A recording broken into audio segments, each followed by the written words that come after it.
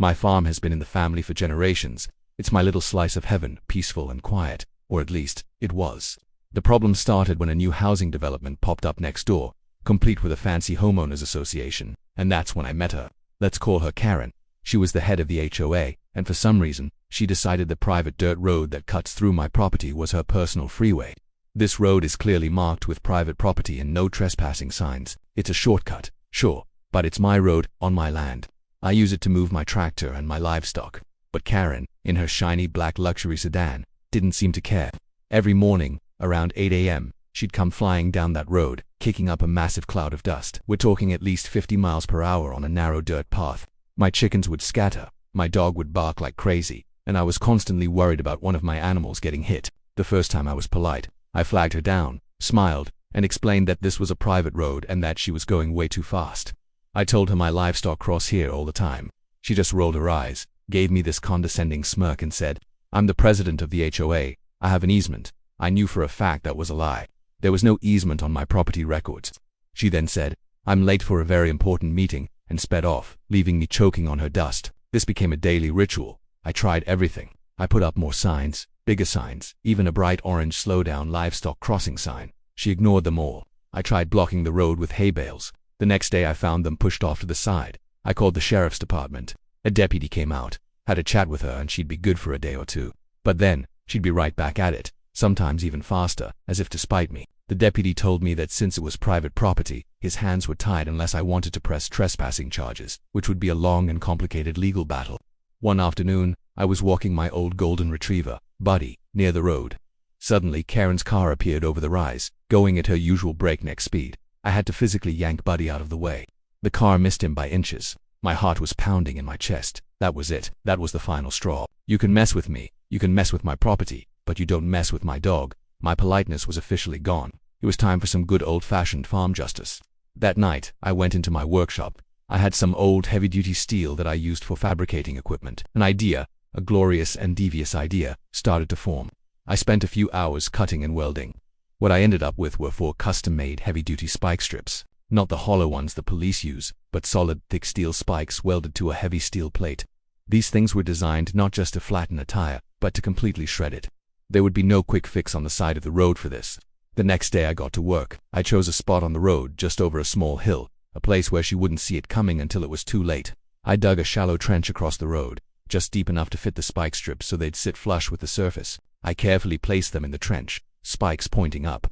Then, I meticulously covered them with a thin layer of dirt and dust, packing it down so it looked completely natural.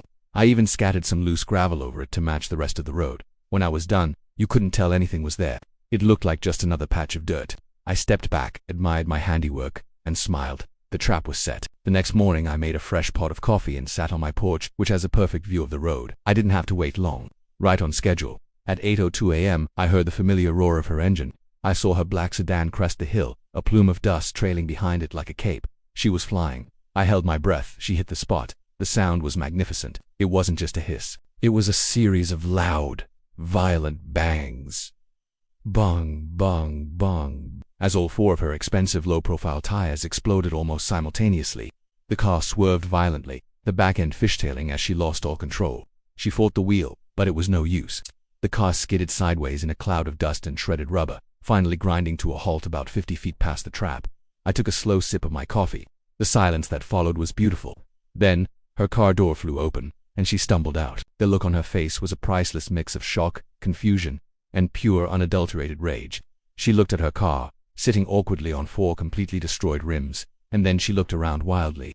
Her eyes eventually landed on me, sitting peacefully on my porch. She started screaming. I couldn't make out all the words, but there were a lot of them, and none of them were very nice. She stomped over to the shredded tires, pointing at them, then pointing at me, her face turning a blotchy red. I just sat there, took another sip of coffee, and gave her a little wave. She pulled out her phone and I could hear her screaming at a tow truck company. "What do you mean you don't service private roads? It's an emergency. My tires have all exploded." After about 10 minutes of that, she called the sheriff. The same deputy from before showed up. Karen immediately ran to him, pointing at me in my house, babbling about a trap and vandalism. The deputy walked over to her car, looked at the absolutely annihilated tires, and then walked back to the spot on the road. He knelt down, brushed away some of the dirt, and saw the top of one of my steel spikes. He then walked over to my porch. He looked at me with a tired expression. "Sir," he said, trying his best not to smile, "did you happen to put some sort of tire deflation device on your private road?" I looked him straight in the eye and said, "Officer, I've been having a real problem with trespassers and speeders on my private property. I was worried about the safety of my animals, so I decided to install some traffic control devices to enforce the speed limit. As you can see, they seem to be very effective." He looked over at Karen, who was now practically vibrating with fury. He looked back at me, then at my traffic control devices. He sighed heavily. "Well," he said, "this is a private road on private property, and I don't see any laws against a property owner installing traffic calming measures on their own land, as long as the road is properly marked as private, which it is." He then looked back at her. "Ma'am, you're trespassing.